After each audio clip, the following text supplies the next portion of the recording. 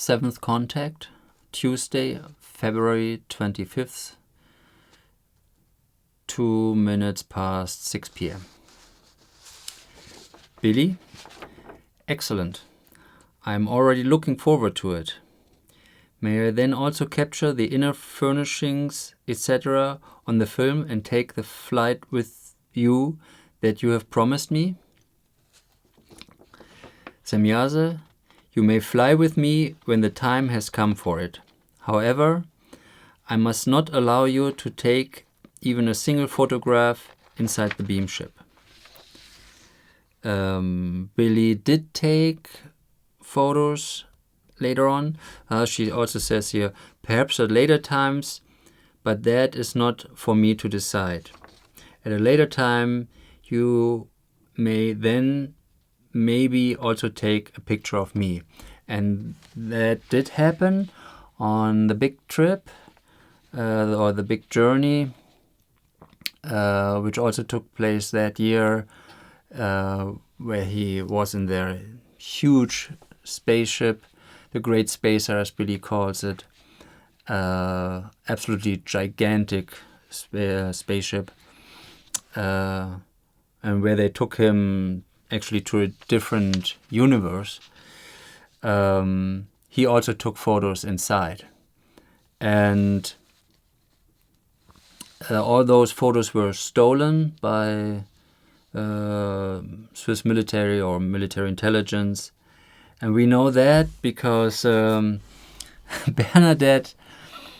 was had a job once where she also had to do with photography, and she showed Billy's photos to her boss, and he was intrigued, of course, because he had a skilled eye and saw, well, they look authentic, you know. So, and he had a contact who was somehow involved with Swiss intelligence. And so he took the photos to him, and this guy just said, oh yeah, that's the Billy Meyer photos. We have all of them. So, you see, they have all the photos. And the best ones, we haven't even seen yet. And there was an interesting story a few years ago. Someone from North America called Billy in the middle of the night, as usual, you know, not thinking of the time difference, but anyway. And Billy thinks he was from North America because he, which would fit, you know, it was in the evening there, and then they call here, and it's of course in the middle of the night in Switzerland then. And that happens almost regularly. And he sounded like an American. Anyway, he said that he saw a documentary of Billy many, many years ago, and there was a photo of him and Semjase in front of a beamship. And Billy told us this story the next morning. I was in the kitchen, and then I said, Billy, I know all your photos, and there's no photo of Semjase, you know. I would know that. So, and he said, yes, there is. You know, there was a photo. There is a photo, you know. He said, no, there is no photo. So I went to Bernadette, and Bernadette confirmed. She said, no, Billy, there's no photo of you and Semjase. We don't have that, you know. And Billy said, well, this photo was taken. And then I thought about it, and he explained then who took it. The sister of Semjase took that photo of them. And this photo really exists. And I said, how can this guy know that, you know? Unless he has seen it on American, on maybe Canadian television, you know? And so somehow this TV station must have gotten hold of a photo we don't even have. So it must have come from CIA or so. Yeah, so that's one of these stories, you know. The best stuff we don't even have, you know. And, you know, it's sad because there are Billy's photos and they're stolen, you know. They're thieves, you know. And, yeah. that bothers me a little. But that's the way it is. And but if you find that photo or some other photo where you think, oh, this could be from Billy, send it to me and or us, the FIGU, info@figu.org, and we have a look. And Billy is still alive. We can always check with the play yarn if that's an authentic photo or not, because lots of stuff, the best stuff was stolen. All the photos inside of the beam ships or the Great Spacer, and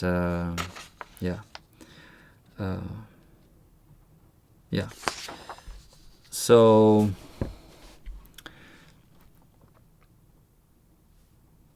Semjase says later, you have a characteristic of yourself that is very likable to me in a very peculiar way. And also your often extreme thought processes and your philosophy attract me. Billy,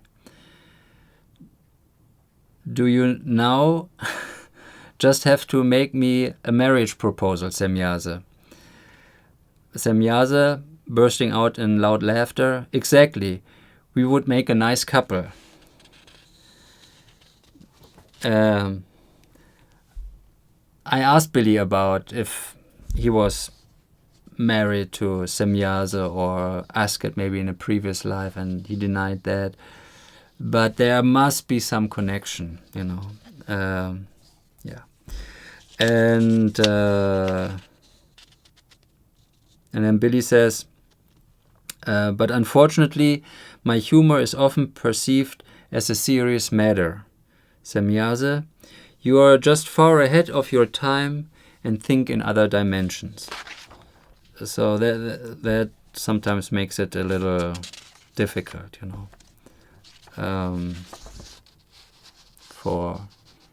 he's actually humorous, but people take every word then like very serious, and then it's they don't get it. Then later Semjase speaks about Rashid. First, it's about the Talmud Jmmanuel now. First, I would like to answer the question you asked me last time. Rashid, which later corrected, it's Isa Rashid, was already one of our contacts since 1956. As you do know, he was a priest of the Greek Orthodox Catholic Church. Through our help, he learned the old Aramaic language and was thus able to translate the scripts, meaning the Talmud Jmmanuel that Billy found in the grave of Jmmanuel in 1963, in the original grave.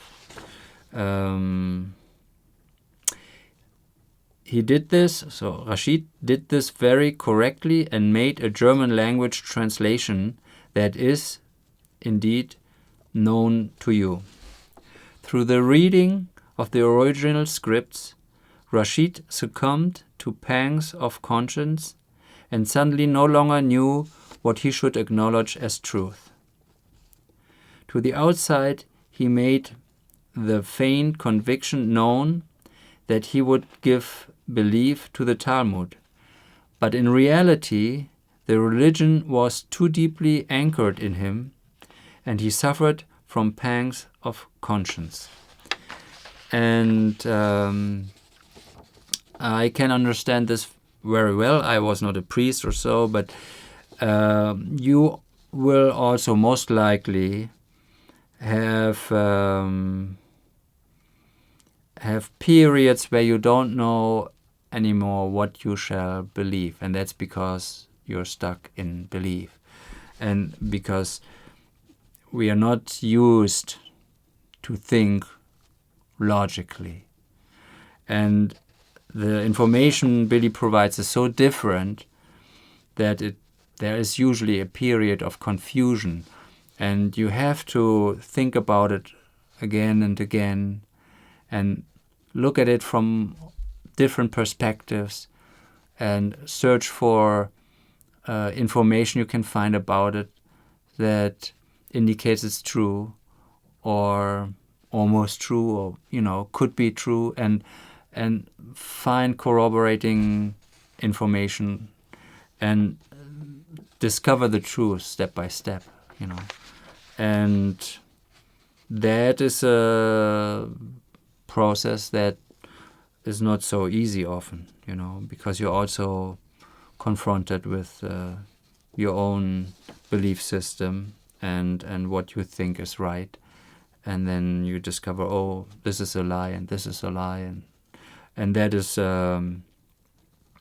sometimes not so easy to take. And when you're so deeply rooted in religion as he was, this is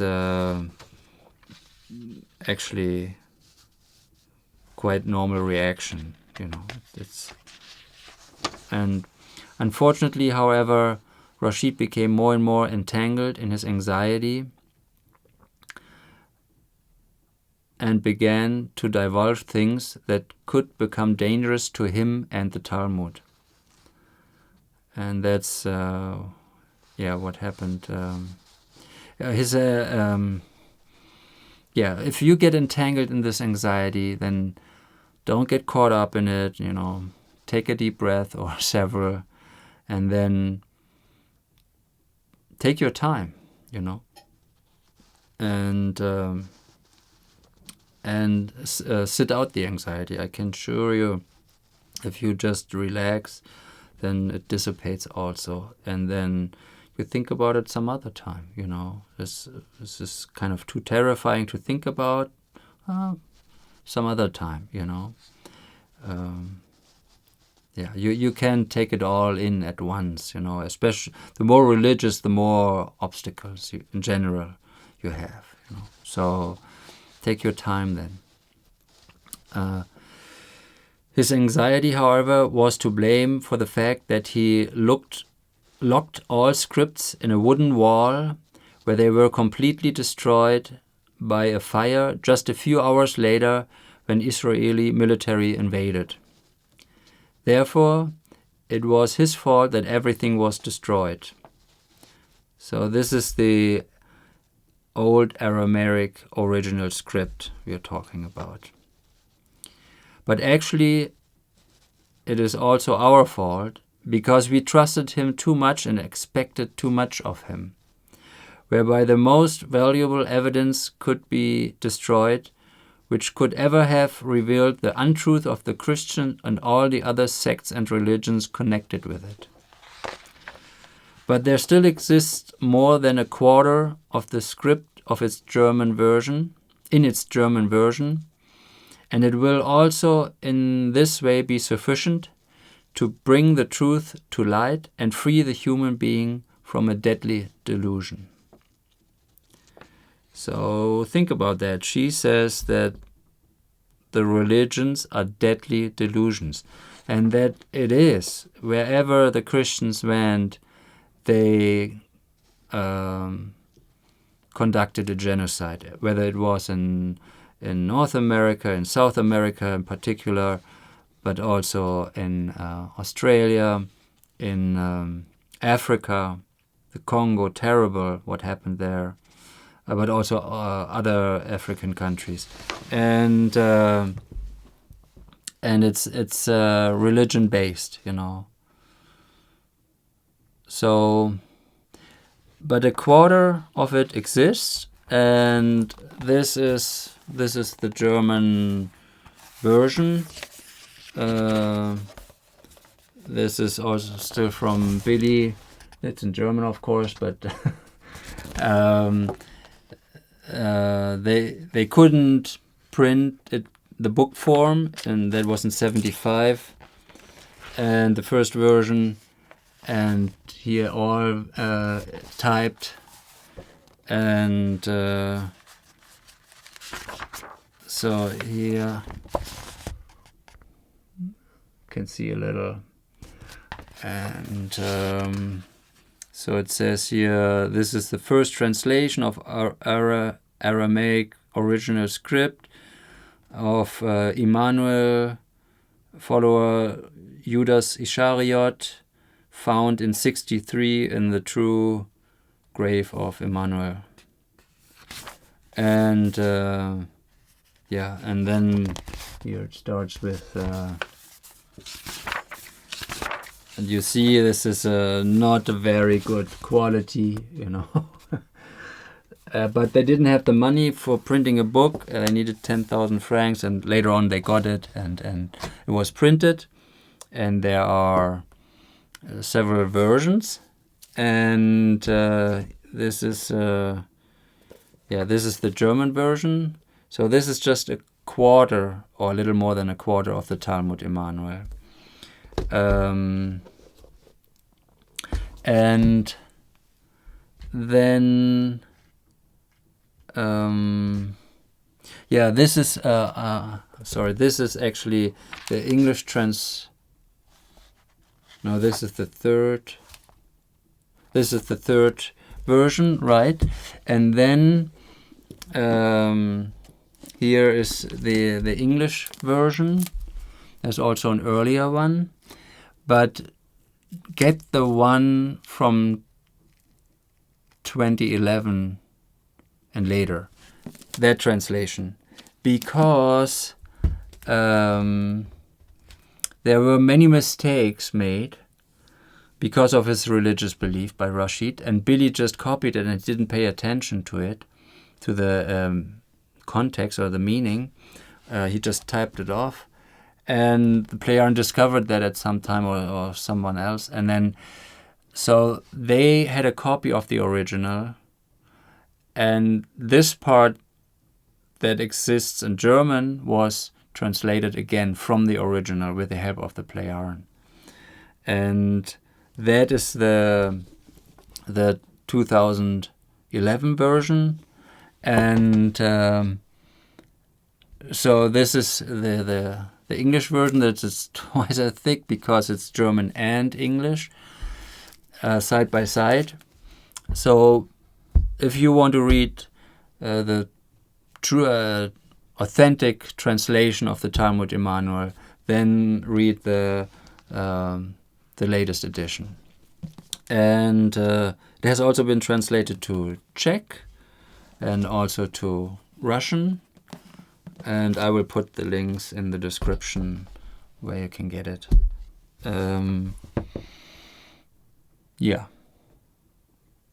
Kind of impressive book.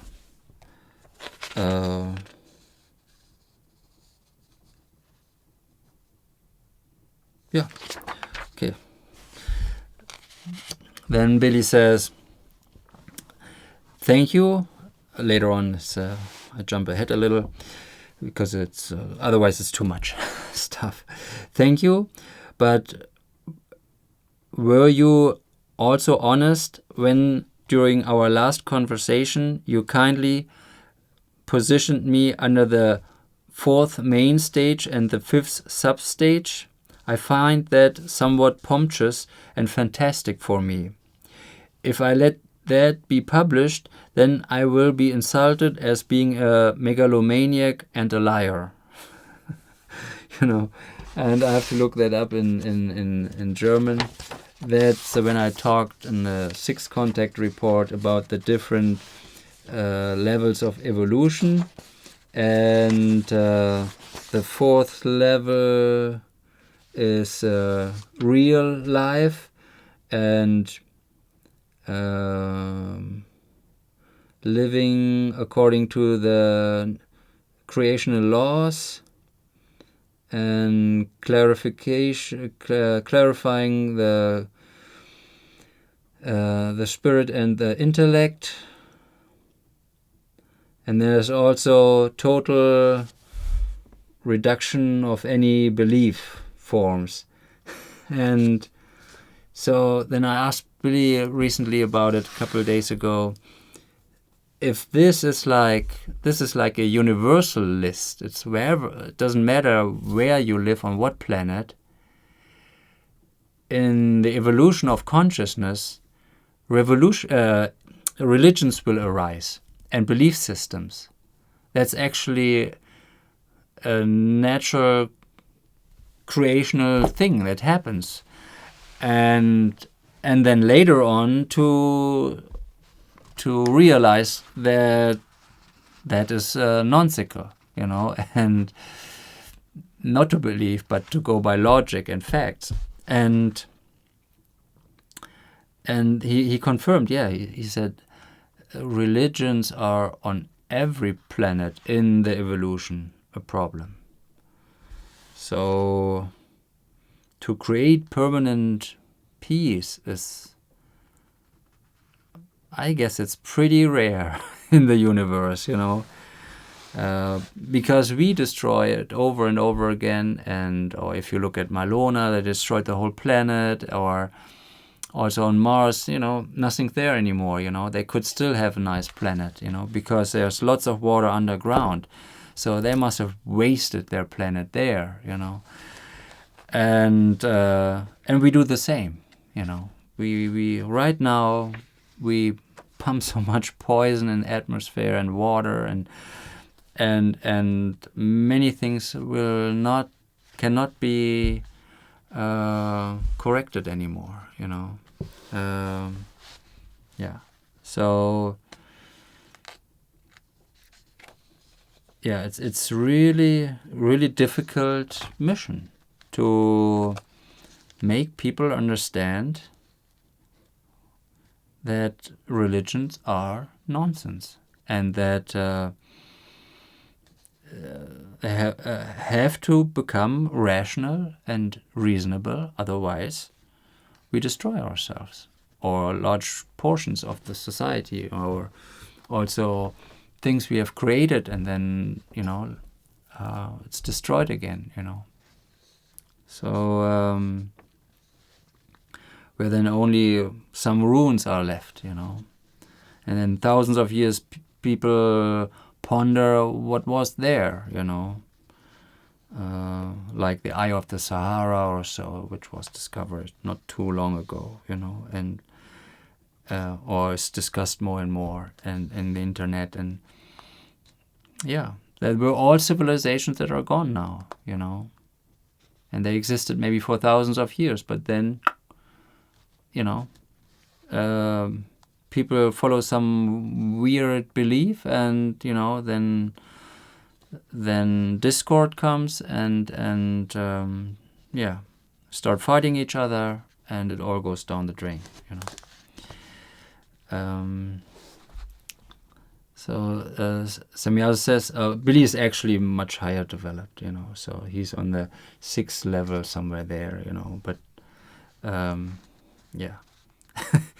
he's too modest. Even if I would ask him, he would probably not tell me.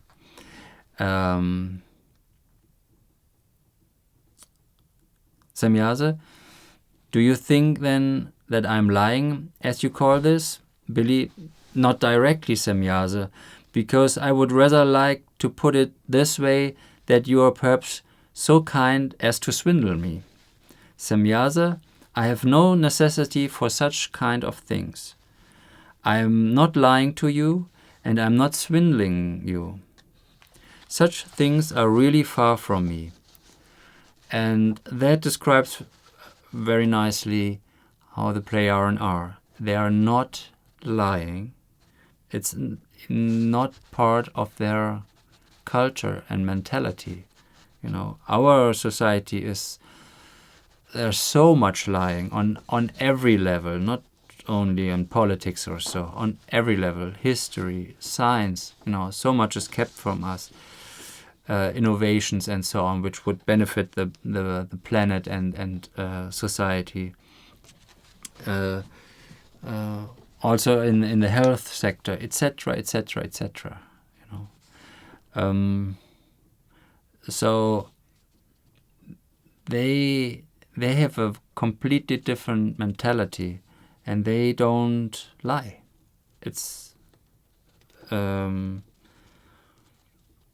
sometimes they keep things hidden, but only if we are not ready for it, And if we would act more maturely, they could tell us more, That's also, I can see Billy tells me more now than when I came, because I developed some by the questions I ask. I guess that has he sees, okay, he develops a little understanding. I can tell a little more, and that is also how I will keep it. If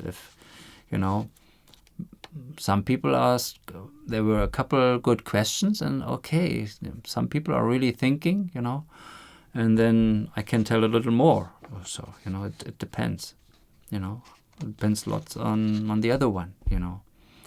It makes no sense to explain stuff which are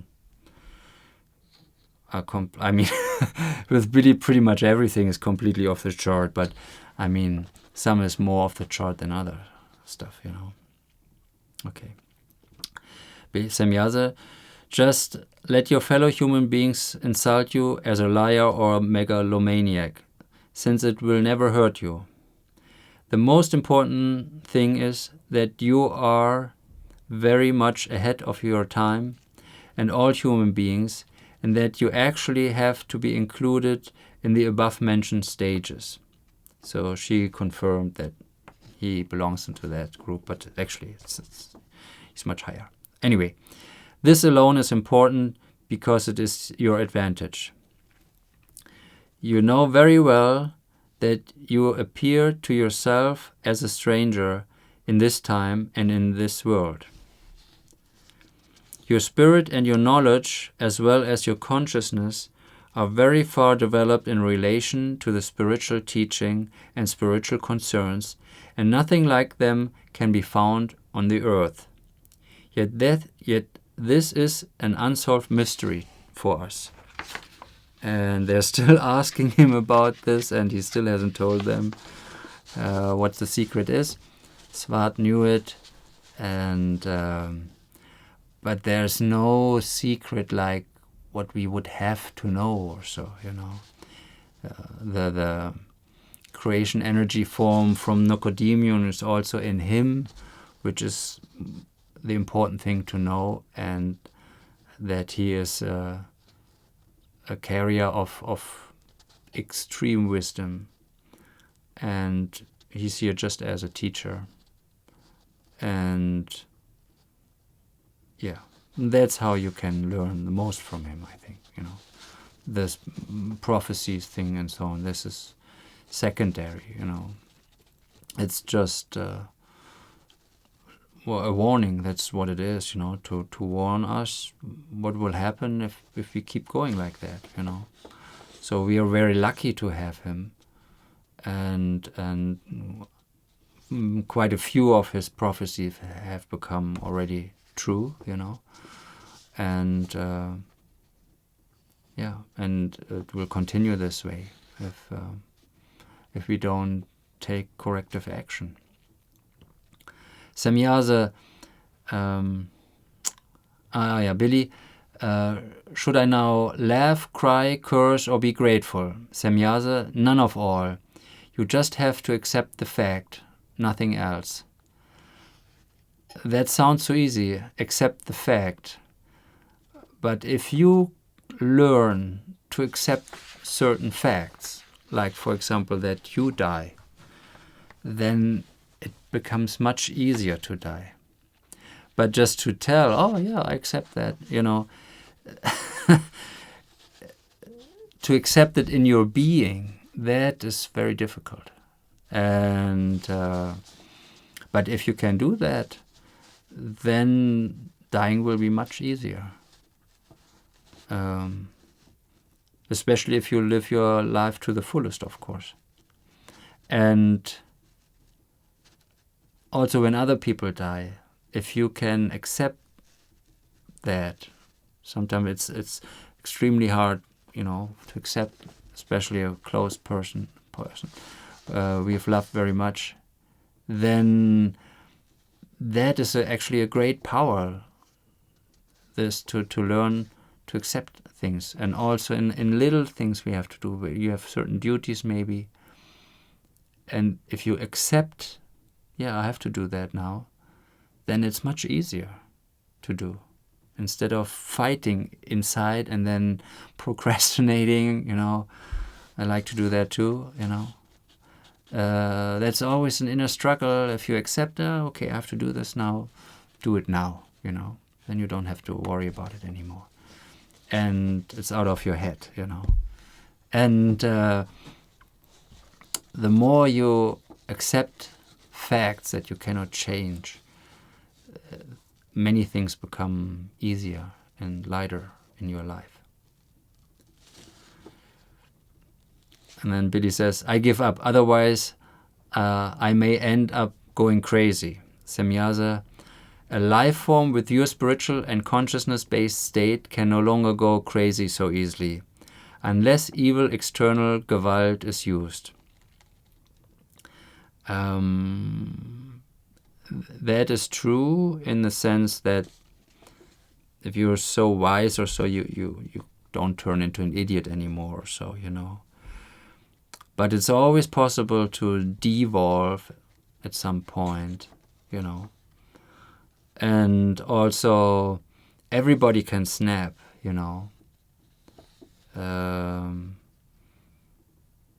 Very few people or most people say, oh no, I could never and would never, and those are the ones that are more likely than others, actually, If the pressure is great enough, and that's, for example, why when people confess under torture or so, nobody, confronts them or so, because that is actually very human, that at some point you crack, and you just do whatever you're forced to. But also in normal life, some people, go crazy, and it can be from one minute to the other, Billy explained to me, or people commit suicide, where you think, makes no sense, yeah, but 2 minutes can be enough, and the person kills himself or herself. And so I never think this could never happen to you, We're our psychologically, we are not that strong as we think, we are actually quite fragile, and but also very sensitive. We can develop our senses and intuition to a huge degree in our lifetimes. So, yeah, don't be too self-assured, for that's too confident about your mental state. But don't be afraid, of course. Maybe I go crazy. Just take a deep breath again, and try to see things rationally, and then look at solutions or whatever your problem might be, and focus on that, then should work out again. Billy, well, then not. I really give up on it. Semjase, you will not do that, because you yourself know very well that is actually as I say. And Billy, oh boy, of course I know that, but why do we always have to talk about the fact that I know such things? I happen to know it, and that should be enough. Semjase, do not get agitated, because I know how difficult you often feel, because you cannot talk to any human being about it. You are therefore also lonely in this world. But you can talk to me about everything, because I understand the sense of your words and thoughts. Get used to it, then you will no longer get agitated. Billy is sometimes lonely, and he also said that in an interview, I think. And but that is natural also. I mean, I try to ask good questions, occasionally, but I know that I'm very limited in my intellect and also from my consciousness development and so on. And that, but he got used to it, and to some degree, and the Pleiaren visit him very regularly, and so that's always very good. It's health-wise, he's better off when they are there regularly, like weekly or so, or even more, and because in his nature he's closer to them than he's to us, of course, even though he grew up on this planet. But he spent more time with them, actual lifetime with them, than he spent with us. I explained that some other time. This is sound too crazy now. Semjase, I think that I will go now again, as I do not want to burden you. Billy, that is nonsense, because for the first time in my life I feel really good. It also seems to me as though we have already known each other for thousands of years. I'm really very happy. And so here it says, known each other for thousands of years. And there's always something to it when Billy says stuff like that, So I'm sure he knows them from previous lives somehow, And Semjase, then it is all right. Should we talk then about something else, or shall I tell you more about the history of humankind? Billy, that can still wait, because due to our battle of words, I have come across entirely different thoughts. Semjase, as you wish. I will not tell you what to do. Billy, if others had even just a small portion of your intellect, then life would often not be so difficult. You also have to consider he was married with a different woman at that time, and she gave him hell. So she was just arguing all the time and, giving him a hard time. So that made it more difficult, of course, everything, But let's not do that now, because I really have a question. I deal a lot with parapsychological problems, and there I often come across things that present me with enormous mysteries. But on the other hand, I know some people by name and reputation who hold some kind of doctorate or even professorship of parapsychological degrees. In long-winded speeches, they often try to make some parapsychological phenomena plausible to the layman, whereas I often call these explanations acute, crazy ideas and even idiocy, because they cannot demand any understanding from me. What should I do about it, because this is often perceived with difficulty by others? Semjase, you should not do anything about it. For the most cases, your view is correct, for you also have to perceive idiocy as such. So, if you if you dive deeper into Billy's stuff and your consciousness evolves and you learn to think logically more and more and rationally more and more and become more reasonable, then stuff you will see on TV, or it will become more and more idiotic to you.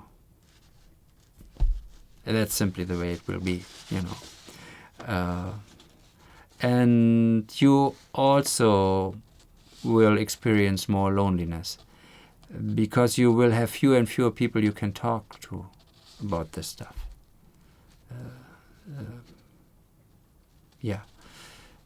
Maybe superficially you can talk about some of it, but if you want to go into depth or so, you will see. There will be fewer and fewer people. But don't be discouraged, because you will also meet new people, other people. And that's why people come from all over the world here, just to see how it is. And, okay, and they're really not crazy. And, they really, try to live what Billy says, more or less, but they can really talk freely here. That's and quite a few people have told me that, and that is really true. It's of course, when they come with weird conspiracy theory stuff, and that don't get hung up on that too much. It's not good. Rather work on your inner development.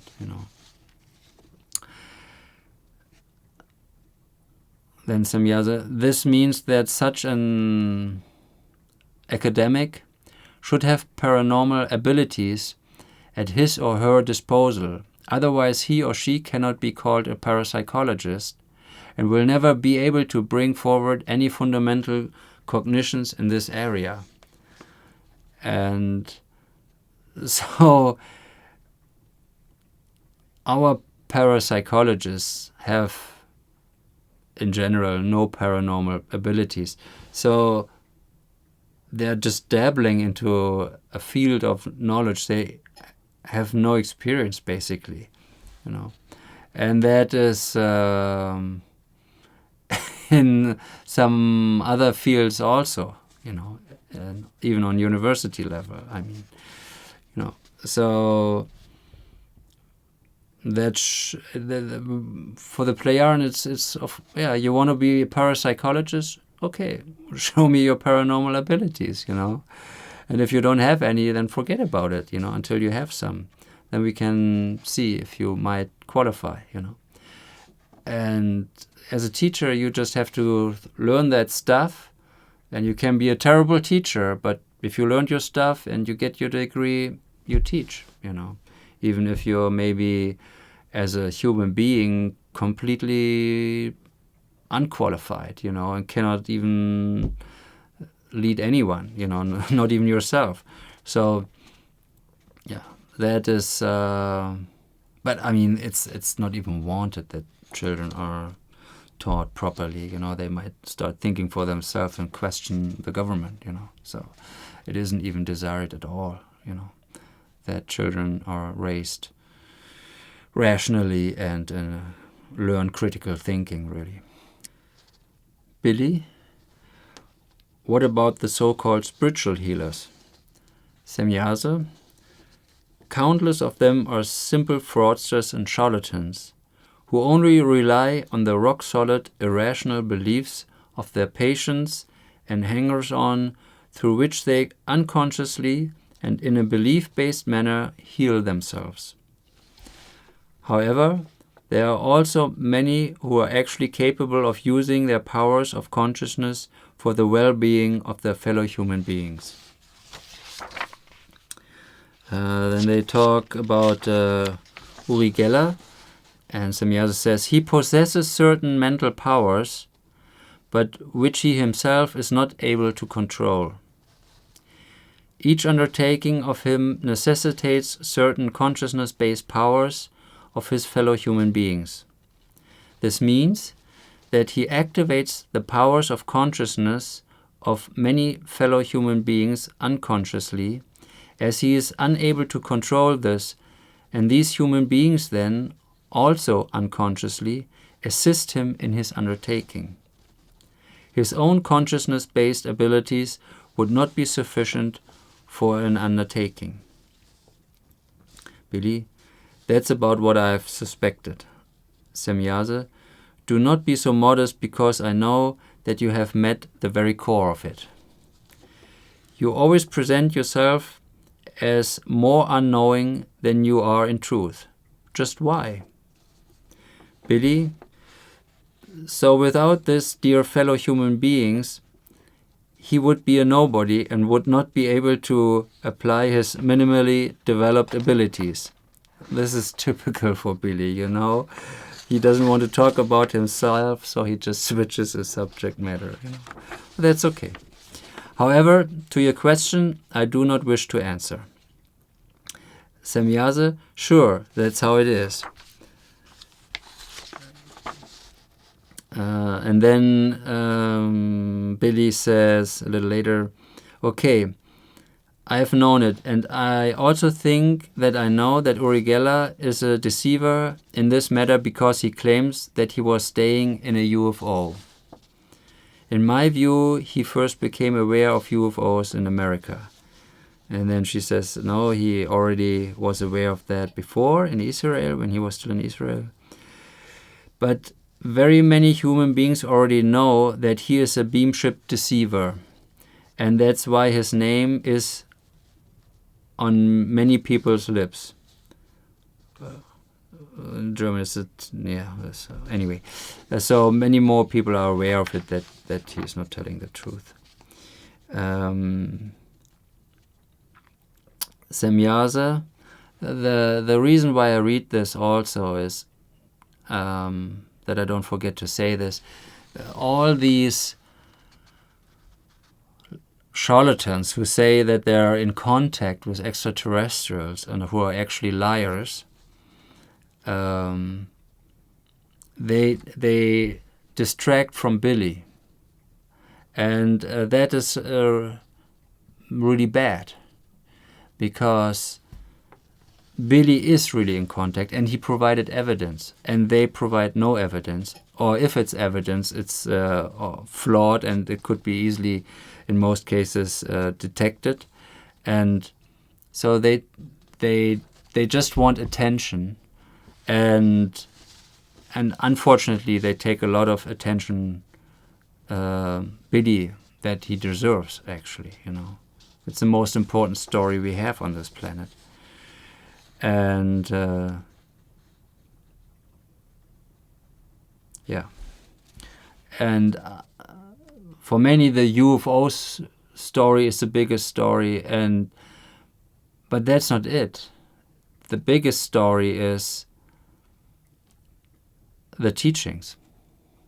That's the biggest story, because they could also bring terrible teachings here, So what? Then we are even worse off, But the Plejaren bring what I also like to call universal teachings, the creation energy teachings, because they're valid all over the universe.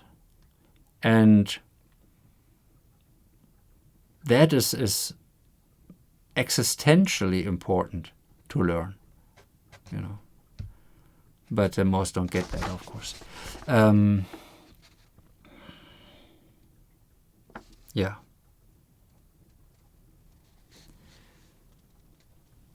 Yeah, and then also she says here,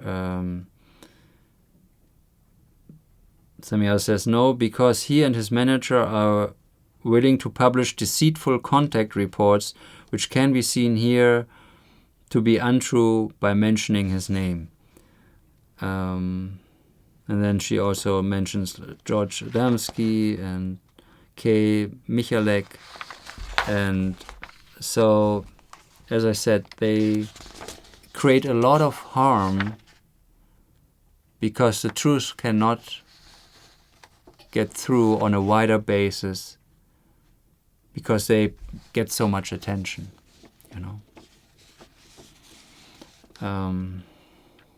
and they are charlatans and liars,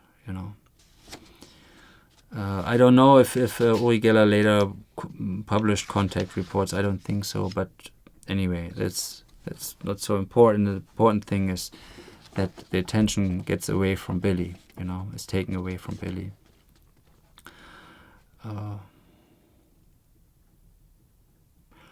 Billy, the most frequently mentioned questions is whether I may also bring along friends of mine and so forth to our meetings.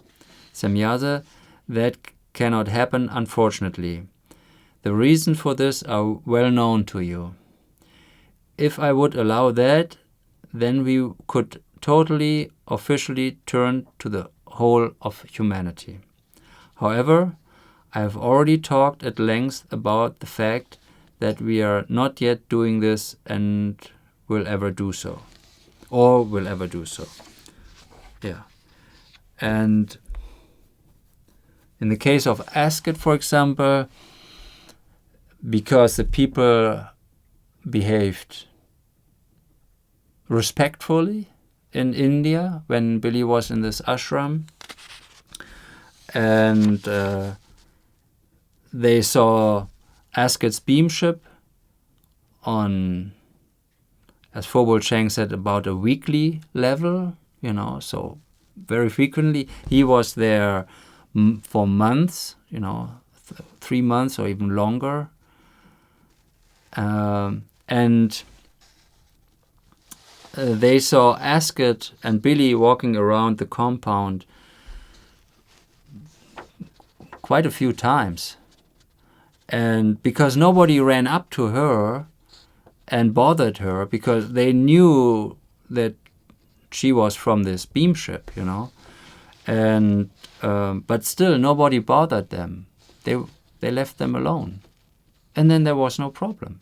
But in our society, the numbnuts, of course, would always run up and make trouble or scream or well, of course, would you want to meet those people? These screaming idiots. So that's why it didn't happen here. And the core group was not kind of the greatest bunch, doubted Billy very much, and very skeptical they were, and yeah. And of course his wife also made lots of problems and intrigue and stuff like that, but also by themselves they were some problematic characters among them. Semjase, Billy asked, my next question deals with the earthly human races. We have here yellow, red, white, brown, and black human beings. How does that come? Why is there this color differentiation? Semjase, this actually belongs in the history of Earth humanity, which I wanted to continue to tell you. But I want to answer the question already now for you, and I can spare myself these remarks later. On Earth there are not only the 5 color races mentioned by you, it's just that the others are completely unknown to you. In part, they live in places where no human being has been able to find them yet. Partly. Billy, do you mean that they might perhaps live underground, as for example the claim goes that this would be the case in Mexico, or that they live under domes in inaccessible mountains or inside of hills, about which also mythological things are told? Semjase, certainly. And here and there these races also step into the world of the sun and mingle with the inhabitants of the surface. Particularly in countries with many different races, they do not attract attention and can move around unencumbered, especially if they veil their faces in the way customary in the country. It gets already more difficult if the color of the face is very noticeable. So, for example, bluish, who, Billy, live in the Indian area, yes? Semjase, you know this? Billy, I have eyes in my head. Billy saw twice blue-skinned people in India. And they are living in the Himalayas underground. I'm not sure about this, but I wouldn't be surprised if the Shiva cult originates from that,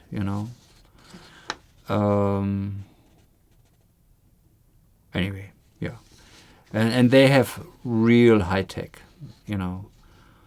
And also those who live under domes on the bottom of the sea, somewhere in the ocean. If our foolish militaries in the world would try to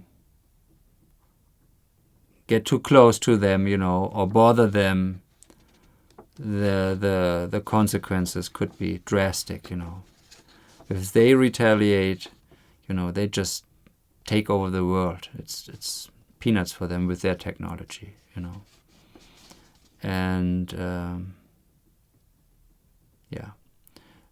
So of course the military is so megalomaniac that they think that they could stand a chance, but it's ridiculous, They wouldn't stand a chance at all, and they would lose all power. So it's better they stay away. Yeah. But of course nobody listens to me. Anyway. Semjase, yeah, you know this. Of course, but you have overrun me once again. But further, I wanted to say that some differently colored races already become extinct a long time ago. But in the same way, they are all the product of the celestial suns. That is, they were begotten of them, just like the earth races still existing today. The celestial suns, or starfarers, as we want to call our forebears, were at home on many different planets of stars, in a different space-time configuration, or far away from the solar system, whereby the planets were fundamentally different in climatic terms. Hence, they also produced other races which were able to adapt to the climate from the ur-beginning. Due to the climate conditions, also a corresponding skin color developed, of which there are innumerable in the universe. Originally, it started with 343 different skin colors, and because of intermixing, of course, there are innumerable colors, of course, now. Their body sizes were also different because, depending on the gravity of the planet in question, they ranged from only 50 centimeters, which is about 16 inches, something like that, tall, or 17 inches, for only 50 centimeters tall up to several meters. There were and are even beings which you call gigantic ones, giants or titans, and such beings too once endued the earth with life. They too produced offspring here, but they were gradually exterminated because they were usually very malicious and exercised tyranny. The elongated skulled ones also belonging to this group, of tyrants, and wiped out at some point. Not that long ago, actually. I think the last ones were killed off 3,500 years ago or so, of the long skulls. So they were real nasty fellows, And Brian Foerster is doing excellent work on that. Yeah, very interesting stuff. He discovers and so on. Yeah, very good work. The different color races today.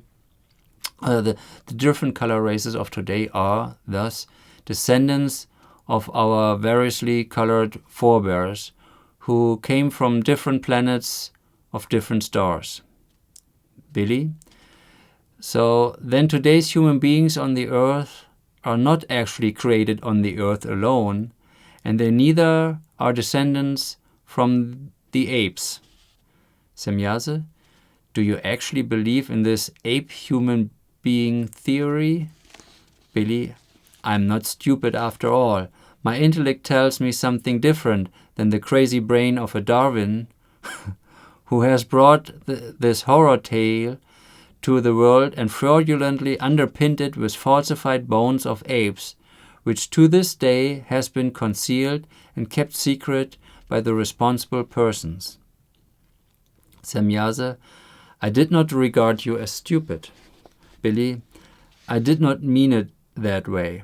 It is just a saying to explain what I'm perceiving.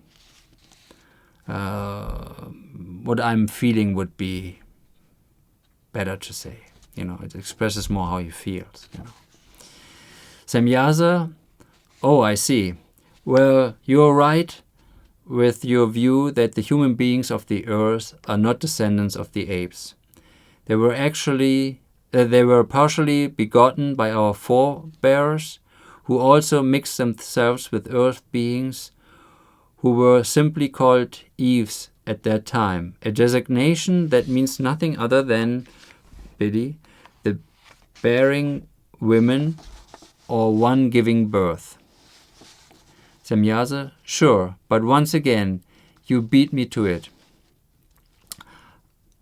How do you know that? Billy, I also have my head for the thinking and for the deducting, but on the other hand, I also know the Talmud Jmmanuel somewhat more than just that which still exists in the German language. Semjase, of course. But the earth beings at that time were the most diverse forms and kinds.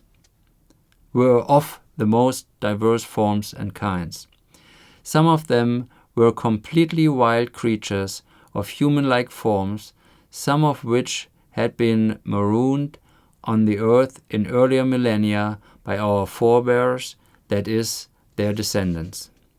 These descendants of the marooned were abused by foreign spacefarers, and these fertilized also by genetic manipulation different animal species and produced new life forms by genetic engineering.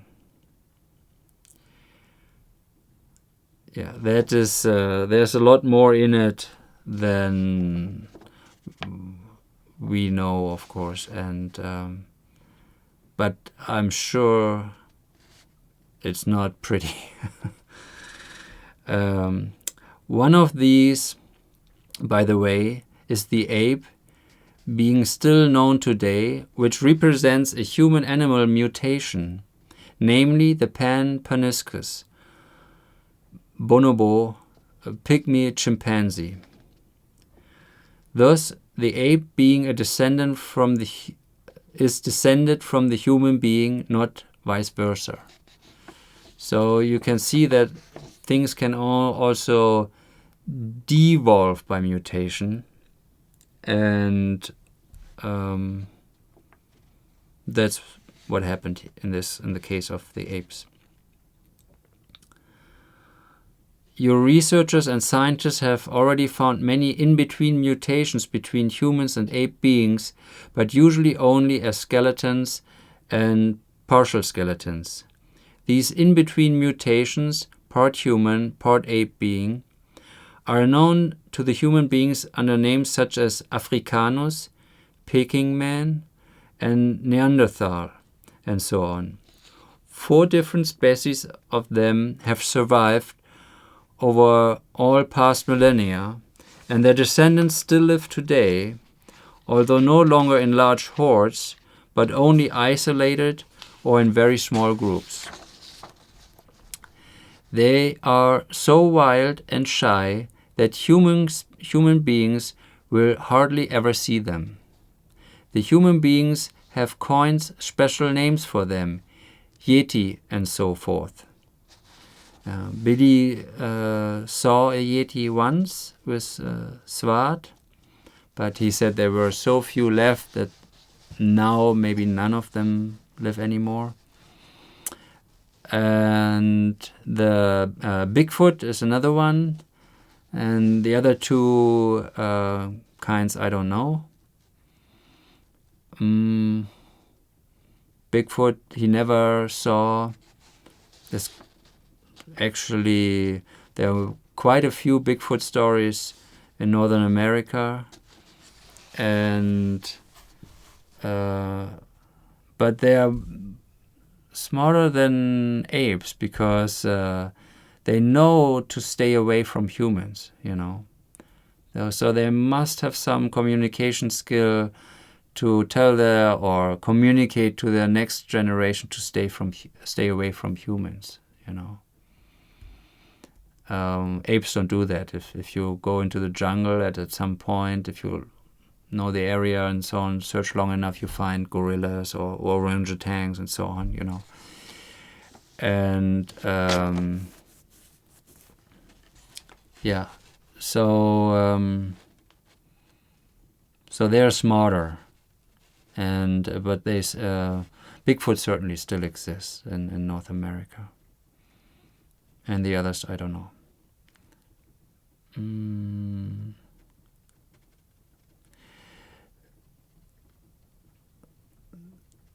The Eves were, besides Earth-created hominid living creatures, nothing more than very wild descendants of those marooned thousands of years ago, from whom at that time any tools were taken away.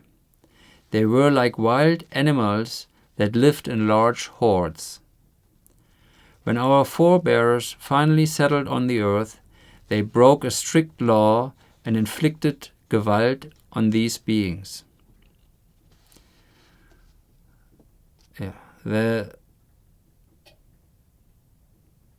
I have to ask Billy about this strict law again, but there must have been really bad times at that time,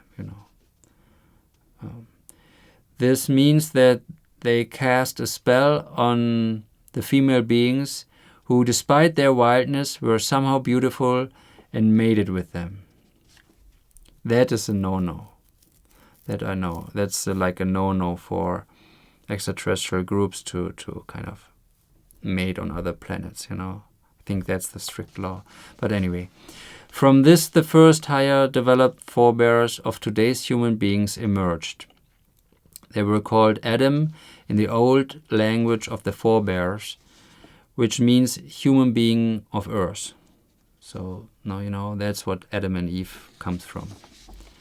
So, and it's a lot older, the story, than in the Bible, a couple thousand years or so. That's ridiculous.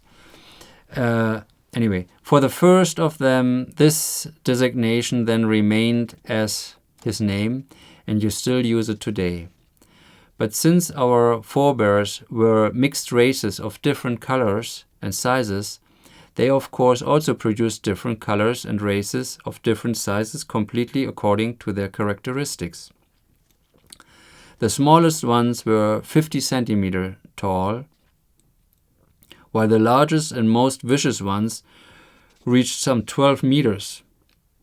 So 12 meters, that's 40 feet. That's absolutely gigantic. And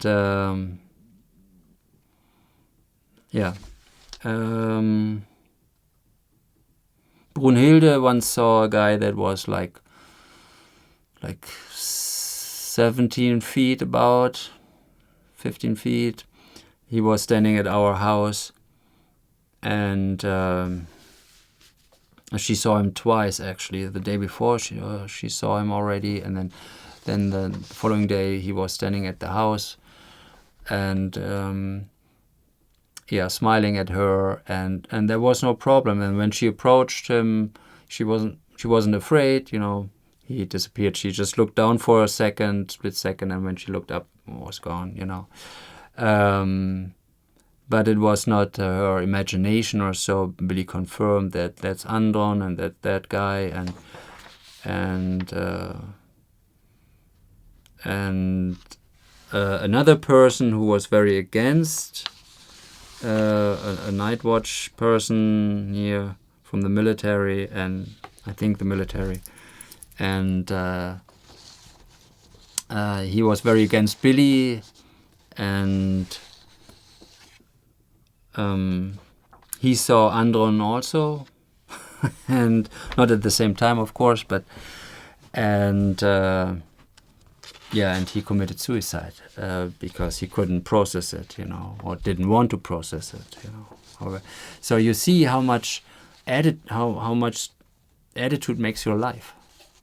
If you have if you're open-minded and say, oh yeah, I don't know if this guy is in contact, but nothing is impossible, then if you see a UFO, then you will be less scared, If you're, the more closed-minded you are, the more afraid you have to be of stuff, And yeah, so and that's of course why the player don't want to even show themselves anymore. It's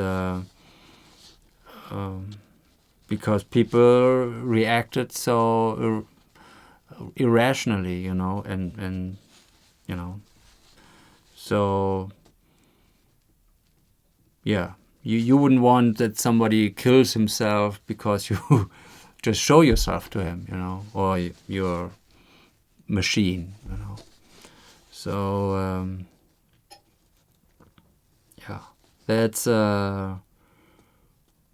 why they kind of are for many years now. You don't see the Pleiadian ships anymore at all, And then Semjase continues, their appearance was very varying, and some type of them were only remotely reminiscent of human forms. They were left to die out or were killed if they were too vicious. In many cases, they hid themselves in far remote areas and survived for thousands of years, as their average age was about 1,500 years. So it's most likely that our genes were also manipulated, that we don't live so long anymore, But little by little, they also became victims of the time or of the human beings. The last of the vicious ones, whose life was ended with Gewaltsamkeit, by force, died a little more than 230,000 years ago. Today, according to our knowledge, only 7 such beings of the old human life forms still live on the earth, where they remain so well hidden that they will certainly never be found and will one day die a peaceful death, and that without descendants, because they have become too old and passive for propagation. More common than these gigantic ones, Titanic and Cyclops, as you call them, were the simple giants. They often served great and power-greedy rulers. They were called Goliaths and were especially used for purposes of war.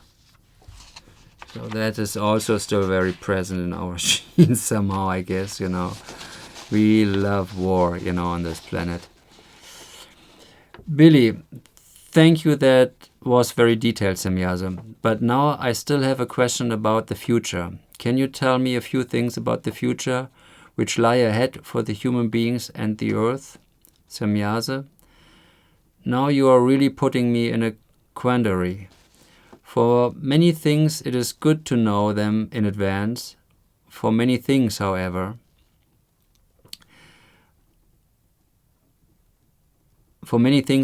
it is advisable not to know them if one does not know for certain that one can face that knowledge properly. I may well entrust you what the future will bring you human beings, but for the other human beings, that is without doubt a dangerous imposition.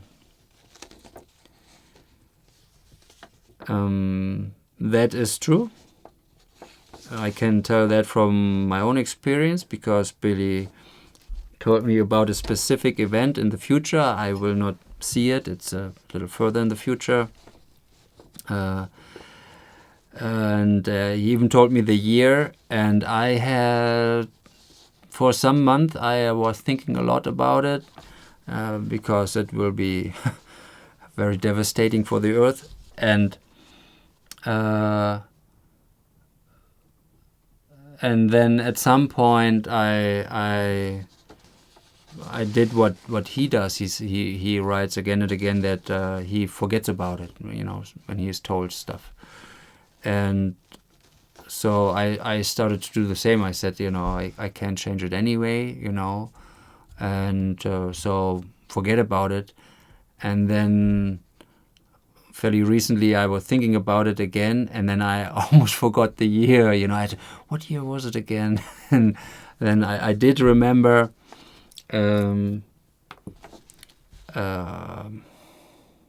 Yeah. And then I understood. Oh, okay. Maybe you don't want to know everything, And so when Billy writes that he recently wrote that AI will escalate and things like that, people should take that seriously. But Pandora is already out of the box. I doubt that. Yeah. Because once the scientists, not too long ago, they basically agreed that AI would never leave the lab until they know for sure how it works and the underlying principles and so on. And they broke that rule big time, And they also wanted that AI never writes code. That's already happening all the time now and will escalate completely. And I think the third thing was that AI competes against itself, because then it advances much too quick, of course, And but especially the first one, not to let it out of the lab, of course, But greed is, of course, king, and you can make a lot of money with AI, of course, but in the end, AI will control us, Yeah, but and turn against us, But I have no details about it, and that's good. Well, a little, but so anyway, that's. Yeah, don't worry so much about it.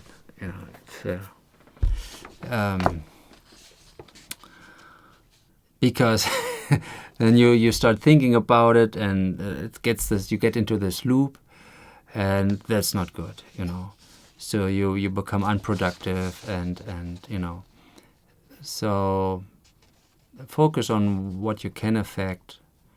And that's also what I did, and at some point I forget about it. It's become an obstacle, to actually know that. And I'm not so inquisitive about the future anymore, Yeah.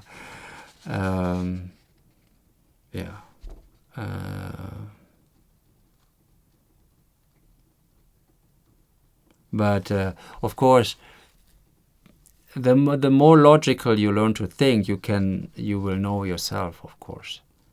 For example, there is cause and effect, and we are creating so many negative causes now, whether it's pollution, stupid laws, tyrannical laws. The effect will be, of course, bad. If we don't create more good causes, then of course there will be no good effects. I don't say that there are none. Of course there are, but it completely outweighs the negative. The positive is so weak in politics. Where the big power is, and in banking, and so they just will regulate our life. As Billy wrote in, I think, the most recent Contact report. They will tell us. Dictate everything, That's if you just think logical, people think, everything will be fine. Well, yeah, in 1,000 years, yeah, but and even then there will be lots of problems. So they're not realistic, you know. They cannot think logically. You just have to look at all the causes that are, and then what will the effect be? So you don't have to be a prophet or, you know, fortune cookie teller. You know, you just have to learn to think logically and rationally, and then you can maybe not foresee the circumstances, but you see this is going to end bad, you know. The money system, of course, must collapse because of it's an exponential growth curve. Compound interest always follows an exponential growth curve, and in a finite world, infinite growth is impossible. So that's again a constant lying, like growth, growth, growth. It's no, that's not. That's it cannot work. It must collapse, you know. Anyway, when we won't make it much better afterwards, I guess. Or the collapse is used to impose a completely tyrannical system, you know.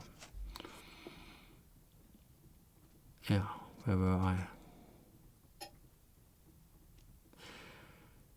Billy, I actually do not want to know every detail, but just individual things from a general point of view. Semjase, nevertheless, I have to think about this first and also consult with the others. Billy, of course, Semjase, I do not want to tempt you into something that would not be right for you. There you can see again, you know, Billy is not pushing it too much, and he's respecting that she doesn't want to tell, you know. And then Semjase says, that would not be so easy, but still I thank you, you know. This always respectful, you know. We have found exactly the right human being in you, and I'm very happy about that. You belong to a group of human beings who concern themselves with parascience and spiritual science. I have often endeavored around the interest of this group and have found that it's the only one in this form. So she speaks about the Figu now, and it's true.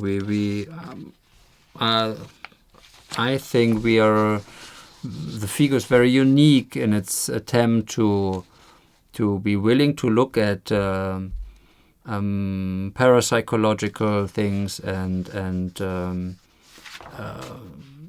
science that is really far out, you know, without mystifying, you know. You work on a very real basis and unconstrained. I congratulate your group, which is so unconstrained and real in its approach to every subject, not in a mythical form as others do. You are on the right track and keep it that way.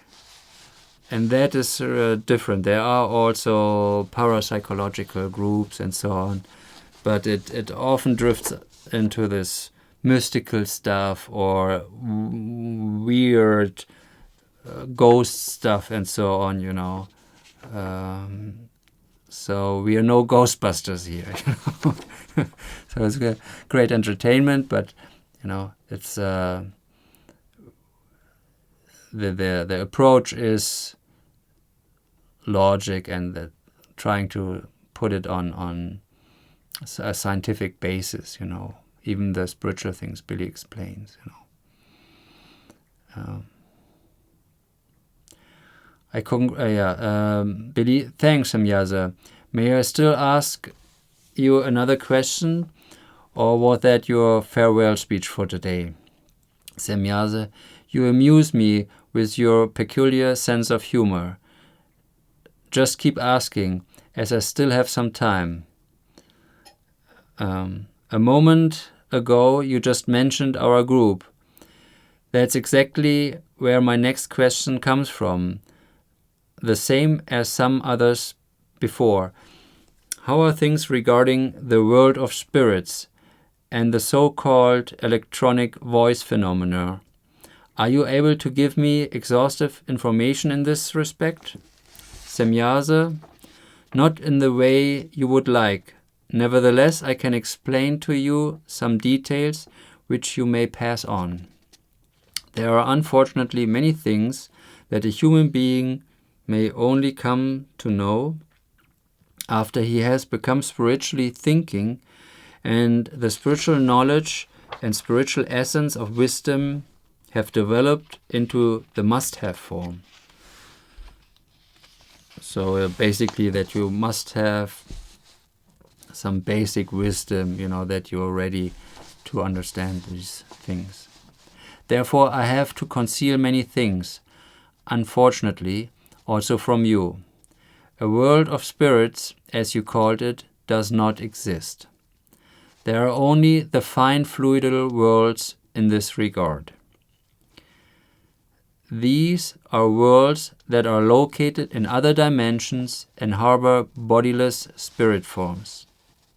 When a spirit leaves a material body, then it cannot simply settle down anywhere. It must inhabit a body again. That is, it enters a fine-fluidal world, thus a world of spirit forms, of which there are countless ones. There the spirit lives as its own form for so long until it returns again into a newly created host body. Billy: aha, that means that the spirit will, as a human being, not always have the same material body and not the same personality, if I understand it correctly, because you just said a newly created body. Semjase: right.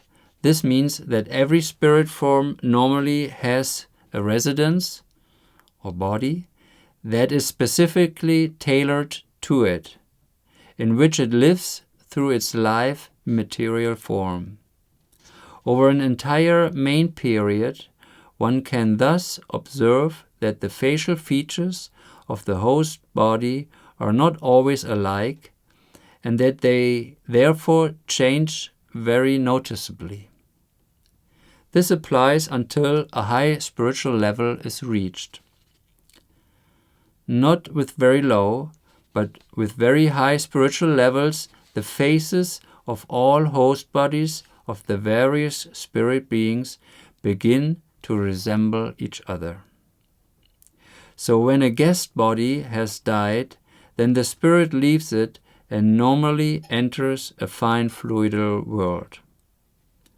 There, too, it has to live through certain periods again before it can call upon a host body anew.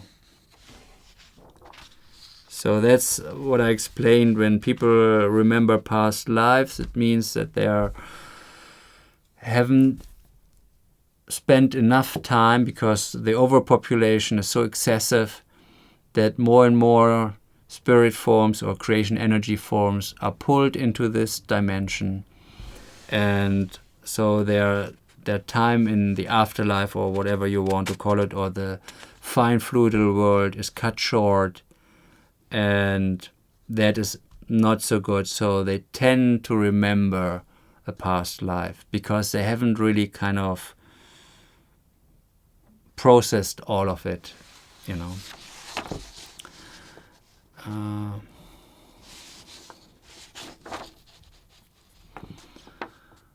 Billy: this is roughly in line with my imaginations, although not that precisely. But how about that? Are we able to enter any kind of connection with this overall consciousness block belonging to the spiritual being in a fine-fluidal world? Semjase: sure, but that is not recommendable. The overall consciousness blocks, which enter fine-fluidal worlds, like the spirit forms themselves, are no further along in their knowledge than they were in their material life. Untruth and lies and very deliberate deception are still characteristic of them as well. Therefore, the materially living ones should not want to get in touch with them, because they could be lied to on a large scale.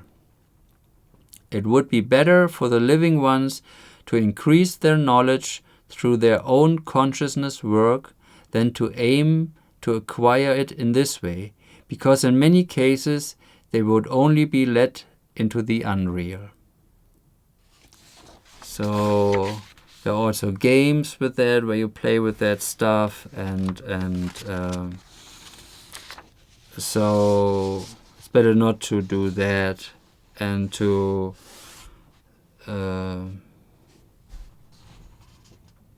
to just use your consciousness and apply it properly, and then you will evolve. Digging through Billy's stuff, that is really for, he said a couple of times, this is more than enough for a lifetime, and it is, because you can read it over and over again. When I read it again, I also, okay, now I understand this better, actually, or deeper, and so it never ends. Just get on the way, and it's rewarding. Though, of course, there are hard times, when I was really struggling, or, angry about stuff and so on, So you have to work through that. There are actually only very few real mediums, and they are mostly almost unheard of. But those who are real mediums are silent about it and do not make a fuss about it. Yeah. So in this whole esoteric world, where these nice ads and she channels this and he channels that, forget about it. But I mean, if you think this is it, and she has such a pretty smile, of course, but it's not real knowledge you get there, However, the thoughts of human beings also play an important role and often impose themselves as audible voices, and namely not only on tapes but openly, audibly. So it's possible you can hear voices, and in most cases there are schizophrenic people or whatever, mental problems, but it can happen to, someone who is clear in the head, and in general it's better not to pay your attention there, and then it kind of goes away after a while, Can go away right away or a couple of days. It depends on, how intense the experiences are. Often such a questioner of tape voices unconsciously imitates a voice that somehow appeals to him in his thoughts, and in so doing transmits exactly the answer to the tape that one wants to have or hear. So some people in these voices are actually mental projections of you, and you record something and you think, there's nothing to hear, and you, while it's recording, the tape recorder is somehow she doesn't explain this in detail, of course, that, but that she could, but that would be knowledge which we better don't have yet, I guess, and that your thoughts manifest as voices on the tape. So you see what consciousness is capable of, and if you learn to use it properly and to your advantage, that's, it's incredible potential in each and every one of you. So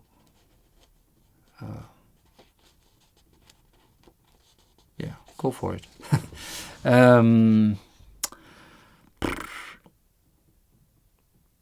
Then later Semjase says, Billy wants to know more about it, but How is that possible, he wants to know, and she says, if I had to explain that to you, it would be extremely complicated and lengthy. I can tell you, however, that every receiver is also a transmitter and can catch highest swinging waves of thought and pass them on to a receiver. So that's basically what I explained to you. Or one version of it, you could say. Billy, so then electronic tape voices would not at all be phenomena of another dimension or world of spirits. Semjase, that isn't entirely correct, because just as there are genuine mediums who are able to enter into connection with other dimensions, there are also genuine electronic tape voice phenomena that really come from overall consciousness blocks of various fine-fluidal worlds. However, there are just as few of these as genuine mediums. To give you an idea, you can count them by your hand probably, in the world. So very rare. Maybe a little more. Unfortunately, there is a lot of deception and charlatanry in this area as well, which is attributable to the desire to show off and so forth of the human beings. The electronic voice phenomena known on Earth are, as a rule, only based on retrievals from the storage banks, Akashic records, and are valueless and meaningless, while the genuine recordings are kept secret. So there again, what's withheld from us,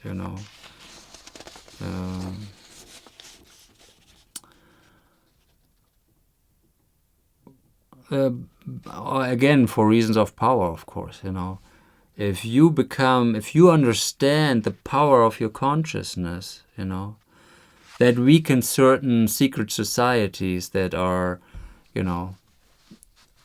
trying to control you or manipulate you or, keep you small, in your consciousness. So there's a great interest in keeping that secret, even if it's just an audio tape, certain audio tapes. Semjase, she talks about their bases.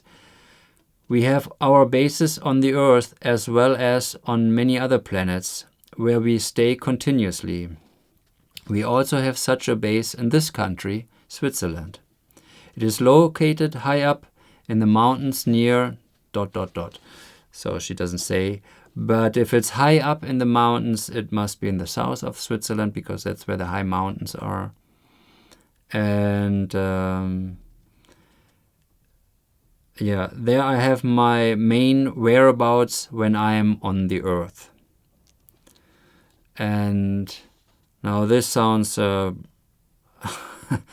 sure the military has looked for it, and but it's impossible to find because there's no hole somewhere or so to a cave like we have. They can fly through the rock. I know this sounds crazy, but energetically that's how I explain it to myself, are on the same frequency as the rock, and then they can penetrate into the rock and they hollow it out from the inside and the whatever space they need, and then build their living quarters there. And their beamships are not that big, as you know, about 21 feet or 7 meters in diameter, and they just have a couple of them there. So, and then they go through the solid rock wall and fly out into our airspace and also back in, so they cannot be found or detected or so, and also there's, I'm sure, further protective shields so that you cannot find that even with sonar or whatever kind of electromagnetic waves you send through the rocks or so, that it would be bounced off or so, that you would think it's solid rock and that actually there's a hollowed out. Anyway,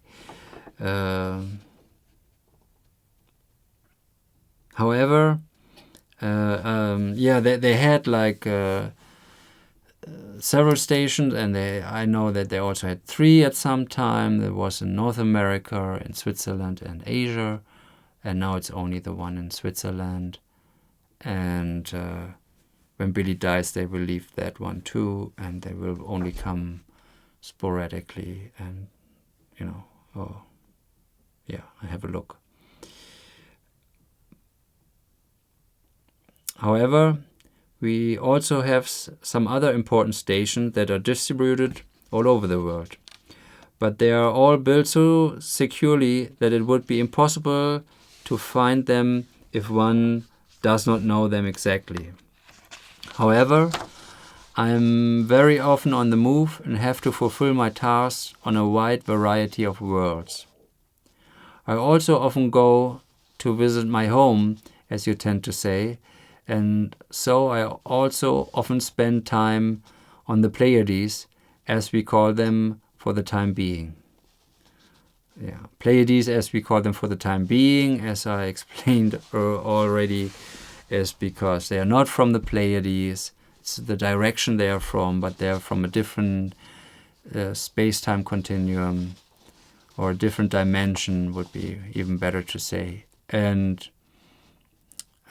they live on Era and another planet in their solar system, which is very different from the Pleiades, And actually, their planet is very close to ours in the sense that it's a similar size, very similar gravity, also very similar rotation, about 24 hours, and things like that. So I think it's fairly easy for them to be here, except for the pollution, of course, and and also vice versa, They have higher oxygen level, so that's good. While we are cutting down our trees and burn it down, and for land in Amazon and so on, huge areas, and to feed cattle and so on. And so our oxygen levels are already dropping, as Billy wrote, which also has lots of negative health effects, and the whole planet, of course.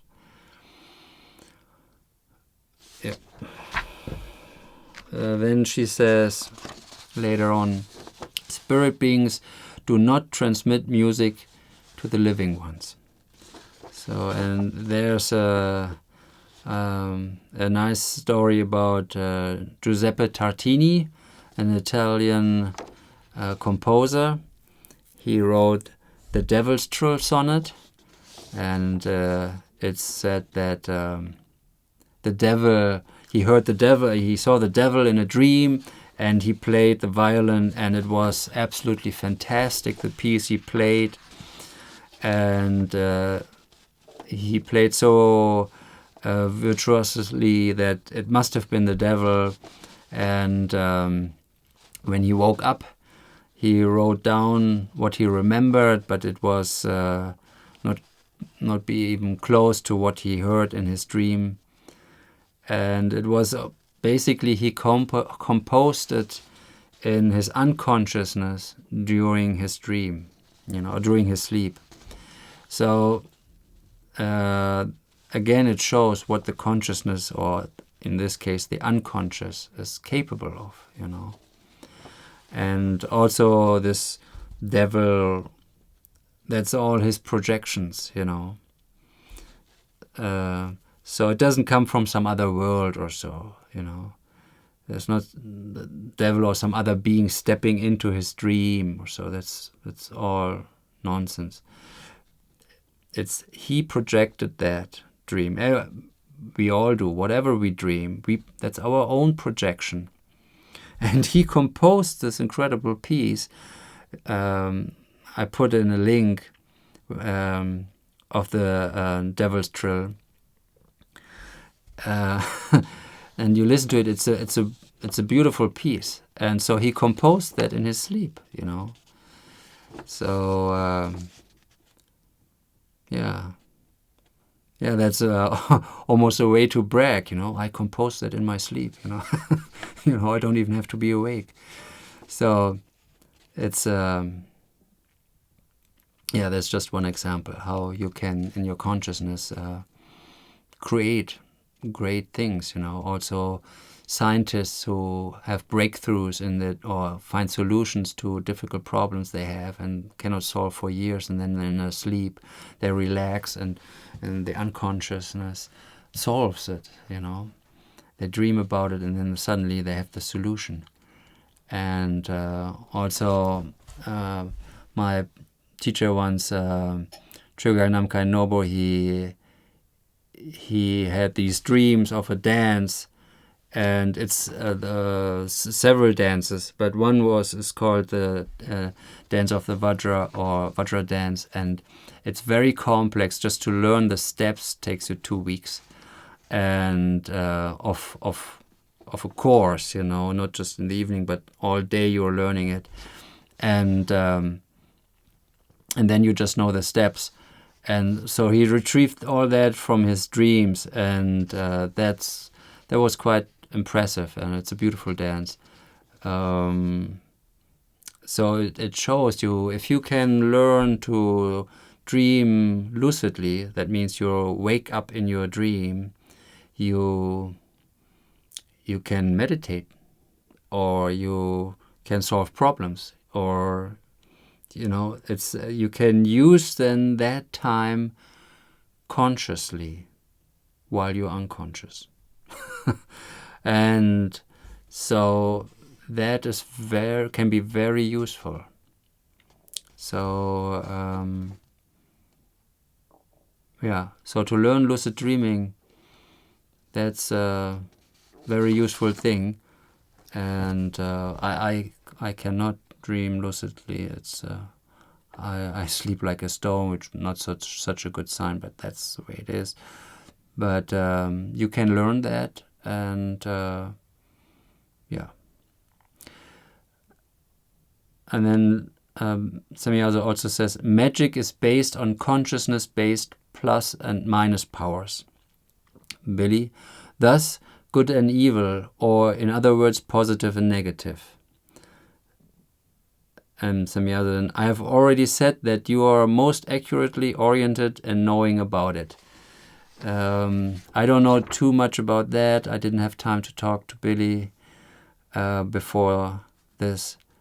But in general, in the universe, everything is structured in 2 or levels of 7. For example, as in Contact Report 6, she explained the 7 main levels and 7 sub-levels each of evolution of consciousness. And then we have also like that everything's like there's a plus and minus also in magnetism, or electricity, plus and minus. And then you're good and evil, man, woman, etc., etc. So you have these 2 on the one hand and 7, when it comes to development. And then you sometimes also have this neutral state, but this is neither one nor the other, but it's kind of, you could say sometimes an in-between, but the polarity is plus and minus, so it's 2, Then she talks about her new beamship. Semjase says, tomorrow I will receive my new beamship, which I had already announced to you previously. As a result we will have 4 beamships stationed in your country for 3 days. We have decided to show you these 4 ships for one time. That's what they did. Here are the photos, couple, I will show you the photos in better quality some other time. And then here, and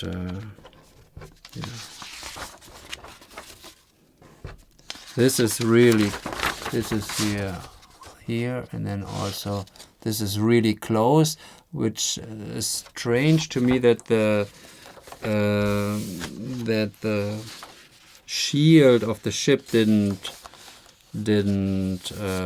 damage the film or so, because it's almost filling the frame. It must have been really close, but it worked out. Regarding my old ship, I would still like to explain that it is already several hundred years old and still represents one of the old forms. Yeah, that's what I wanted to show you. These old ships are still built according to the principle of corrugation, a form that has found application with us for reasons of stability. And here, this is the first beam ship she had. What she's talking about, the old one. And this is like a copycat that Bob Lazar uses. And he says, well, that's what the sports model looked like in Area 51, Well, I can only say it wasn't a Pleiades beamship there, They will never catch them. So the sports model must have looked a little different, Anyway, that's how you detect the liars.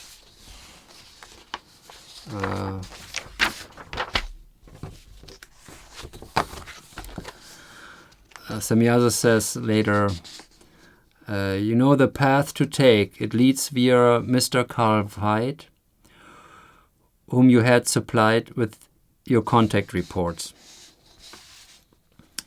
Unfortunately, he is also bound by things that are religious. This is due to the fault of certain alleged contact persons who were able to influence them cheatingly. Even his closest relatives and countless friends have thereby been affected. So, in the proclamation and the explanations, there's also an explanation from Ta, and he mentioned that they were like religiously fanatic, and they were really also influenced by other people who claimed to be contact persons, alleged contact persons, as Semjase says, and who were able to influence them cheatingly. And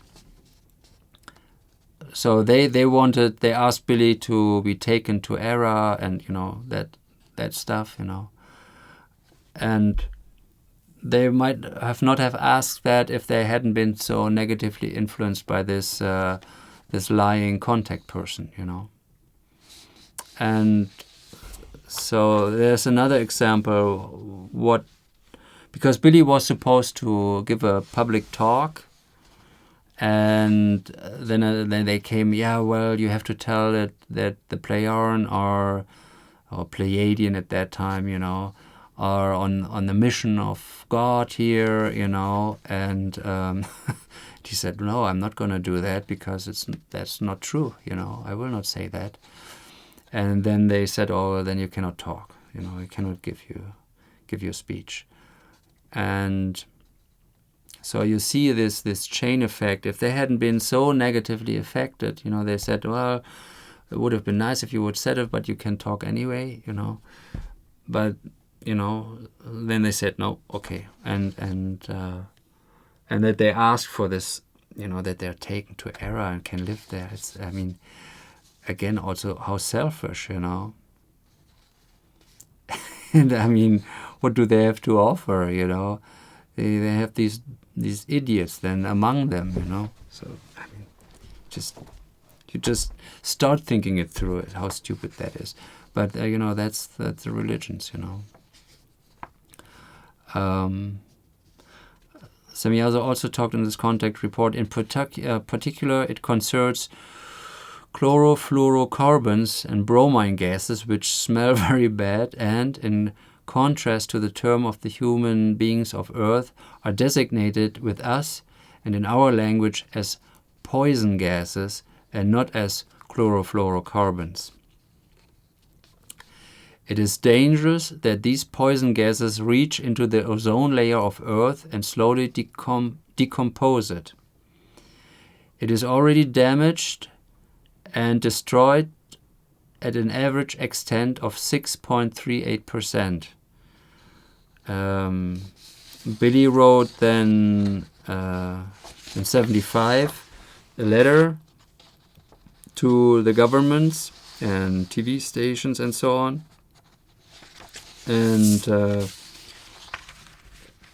then 10 years later, it became obvious, the ozone hole over the Antarctica. And I remember that I also collected signatures for that, you know, for a petition to stop chlorofluorocarbons. And that is an example, because they were drastically reduced afterwards, that we can be reasonable.